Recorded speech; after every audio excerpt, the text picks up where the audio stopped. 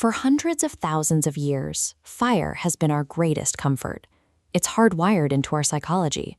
A flame means warmth, a cooked meal, and a glowing barrier that keeps the dark, and whatever hides in it, at bay.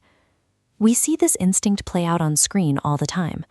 A survivor scrambles to a rooftop in an empty city and sparks a massive bonfire, hoping the light will cut through the isolation and bring a rescue team right to their door.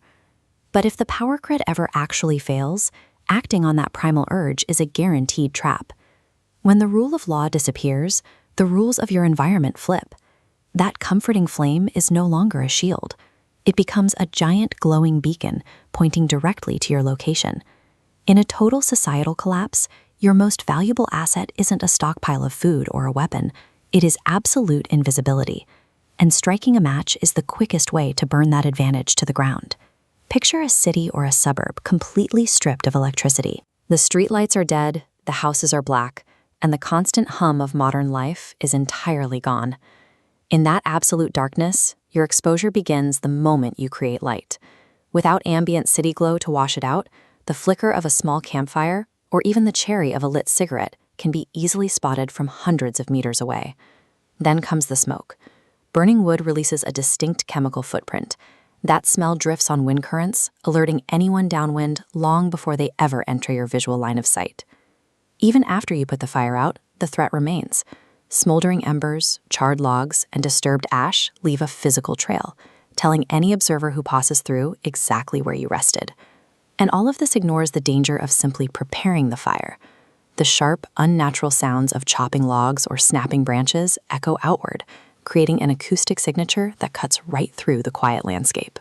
A campfire is a continuous, multi-sensory broadcast of your exact coordinates over time. This exposure is vastly magnified because the modern world is usually full of masking noise. We are used to the rumble of traffic, heating units, and airplanes hiding our sounds. When the grid fails, all of that vanishes, leaving a deadly silence.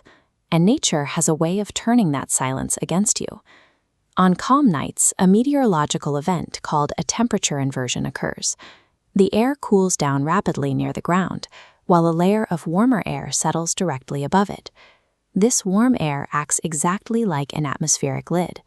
Instead of your noise, smoke, and light dispersing upward into the sky, those waves hit the warm boundary and bend sharply back down toward the earth, trapped in the cool lower layer.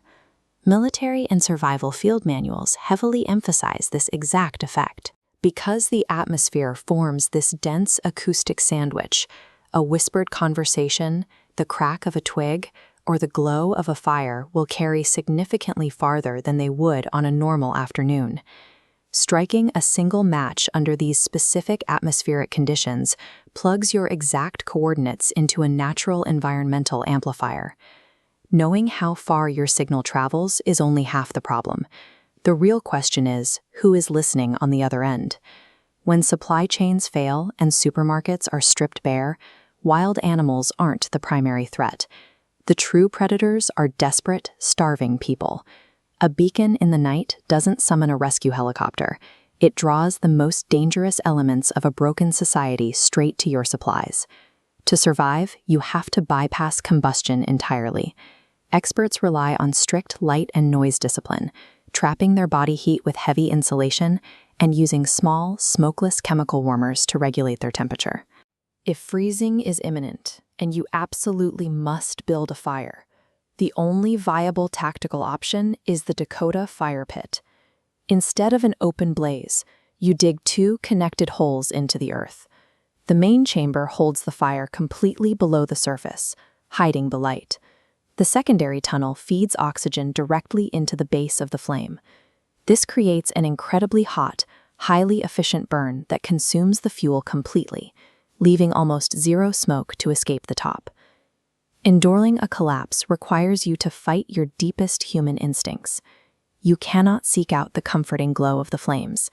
To stay alive, you have to learn how to become a ghost in the dark.